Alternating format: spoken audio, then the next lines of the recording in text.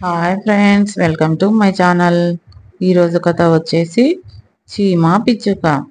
మన ఛానల్ని first time చూస్తున్నట్లయితే సబ్స్క్రైబ్ చేసుకోండి.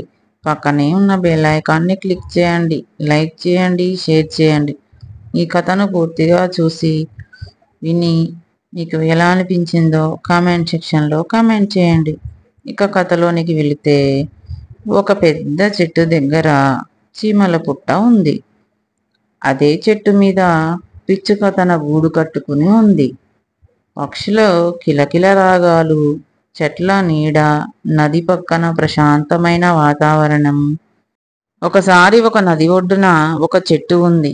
ఆ చెట్టు కింద చీమ గూటిపై భాగంలో పిచ్చుక గూడు కట్టుకొని ఉంది. వేసవి కాలం కావటం వల్ల చీమకు దాహం వేసింది. నది దగ్గరకు వెళ్ళి నీళ్లు తాగుతుంటే ఒక్కసారిగా చీమ కాలు జారి నీటిలో పడిపోయింది.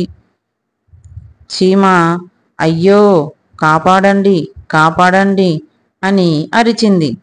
పిచ్చుక ఆ కేకలు విని కిందికి చూసింది. పిచ్చుక అంటుంది ఇలా, బాధపడకు చీమ, నేను ఉన్నాను అని ధైర్యం చెప్పింది. అది చెట్టు మీద నుంచి ఒక చెట్టు ఆకును తెంచి నదిలో వేసింది.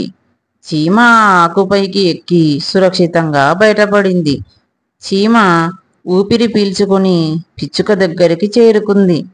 చీమ ఇలా అంటుంది, నీ సహాయం నేను ఎప్పటికీ మరచిపోను పిచ్చుక అని కృతజ్ఞత చెప్పింది. పిచ్చుక నవ్వుతూ, మనం ఇద్దరం ఇప్పటి నుంచి మంచి స్నేహితులం అని అంది. కొన్ని రోజుల తర్వాత ఒక వేటగాడు అడవిలోకి వచ్చాడు. అతను చెట్టు కింద నిలబడి పిచ్చుకను బాగా గమనించాడు. తన తుపాకీ తీసి పిచ్చుకకు గురిపెట్టాడు. వేటగాడు తన మనసులో ఇలా అనుకుంటున్నాడు, ఈరోజు నా భోజనం సిద్ధమైనట్టే అని అనుకున్నాడు. చీమ వేటగాడిని చూసింది.